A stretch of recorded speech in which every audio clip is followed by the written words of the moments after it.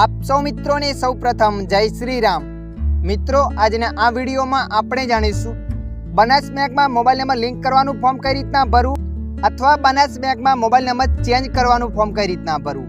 હા મિત્રો, આ વિડીયોના માધ્યમથી આપણે જાણીશું બનાસ બેંકની અંદર મોબાઈલ નંબર લિંક કરવાનું ફોર્મ કઈ રીતના ભરવું અથવા તમે બનાસ બેંકમાં મોબાઈલ નંબર ચેન્જ કરવાનું ફોર્મ કઈ રીતના ભરવું। તો ચાલો આપણે વિડીયો પર આગળ વધીએ। સૌપ્રથમ મિત્રો, તમારે પાસબુક લઈને બનાસ બેંકમાં જવાનું છે। બનાસ બેંકમાં જઈને કહેવાનું છે મારે મોબાઈલ નંબર ચેન્જ કરવો છે અથવા મારે મોબાઈલ નંબર લિંક કરાવવો છે। તમે ત્યાં જઈને વાત કરશો, ત્યાં તમને એક આવું ફોર્મ આપવામાં આવશે। તમે જોઈ શકો છો આવું ફોર્મ હશે। સૌપ્રથમ મિત્રો, અહીંયા તમારે શાખાનું નામ લખી દેવાનું છે। જે પણ શાખા હોય એ શાખાનું નામ અહીંયા લખી દેવાનું છે।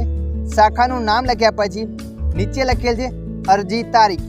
જે પણ દિવસે તમે બેંકમાં ગયા છો એ દિવસની તારીખ તમારે અહીંયા લખી દેવાની છે। આ ખાનાની અંદર તમારે તારીખ લખી દેવાની છે। તારીખને લખ્યા પછી નીચે બતાવે છે પૂરું નામ અંગ્રેજીમાં લખવું। હા મિત્રો, ખાસ કરીને અહીંયા તમારે પૂરું નામ અંગ્રેજીમાં લખવાનું રહેશે। અને જુઓ, તમને અંગ્રેજીમાં નામ લખતા ના આવડે તો પાસબુકમાં જોઈને ધ્યાનથી અહીંયા નામ લખી દેવાનું છે, કેમ કે પાસબુકની અંદર અંગ્રેજીમાં નામ લખેલું હશે અથવા આધાર કાર્ડની અંદર પણ તમારું અંગ્રેજીમાં નામ લખેલું હોય છે। અહીંયા નામ લખ્યા પછી નીચે લખેલું છે ખાતા નંબર। તો મિત્રો, અહીંયા તમારો ખાતા નંબર લખી દેવાનો છે। જે પણ તમારો ખાતા નંબર હોય એ ખાતા નંબર લખી દેવાનો છે। ખાતા નંબર લખ્યા પછી તમે જોઈ શકો છો નીચે ઘણા બધા ઓપ્શનો બતાવે છે। ત્યાં તમારે કંઈ પણ વસ્તુ કરવાની નથી।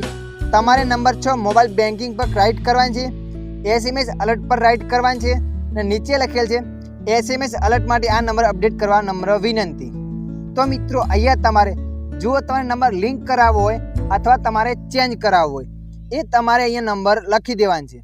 નંબરને લખ્યા પછી નીચે લખેલ છે મિસ કોલ એલર્ટ। તમારે મિસ કોલની સુવિધા ચાલુ કરવી છે કે મિસ કોલથી તમે બેલેન્સ જાણી શકો, તો અહીંયા પણ રાઇટ કરી દેવાનું છે। એટલે તમારે ચારે જગ્યાએ રાઇટ કરી લેવાની છે અને અહીંયા મોબાઈલ નંબર લખવાનો છે। ત્યાર પછી તમારે નીચે કંઈ પણ લખવાનું નથી। આ ફોર્મને પાછળની સાઈડ પલટાવવાનું છે। તમે જેવા પાછળની સાઈડ પલટાવશો એટલે આવું પેજ હશે। મિત્રો, અહીંયા તમારે એક સાઇન કરી દેવાની છે। ગ્રાહક સહી લખેલ છે ત્યાં અહીંયા એક સાઇન કરી લેવાની છે।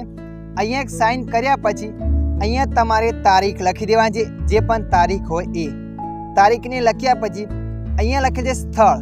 તો મિત્રો, અહીંયા તમારે જ્યાં પણ બેંક હોય એ બેંકનું નામ લખી દેવાનું છે। દાખલા તરીકે મારા વાવમાં છે, વાવ બનાસ બેંક, એ રીતના લખી દેવાનું છે। આટલું લખ્યા પછી તમારે કોઈ પણ આ ફોર્મની અંદર છેડછાડ નથી કરવાની અને તમારે ત્યાં આ ફોર્મ જમા કરાવી દેવાનું છે। ફોર્મ જમા કરાવશો એટલે મિત્રો 48 કલાકની અંદર તમારા અકાઉન્ટમાં મોબાઈલ નંબર ચેન્જ કરાવવો હશે તો ચેન્જ થઈ જશે અને નવો નંબર લિંક કરાવવો હશે તો નવો નંબર લિંક થઈ જશે। તો મિત્રો, આશા રાખું છું આ વિડીયો તમને પસંદ આવ્યો હશે। આ વિડીયોની અંદર થોડુંક પણ કંઈક જાણવા મળ્યું હોય તો વિડીયોને લાઈક કરી દેજો।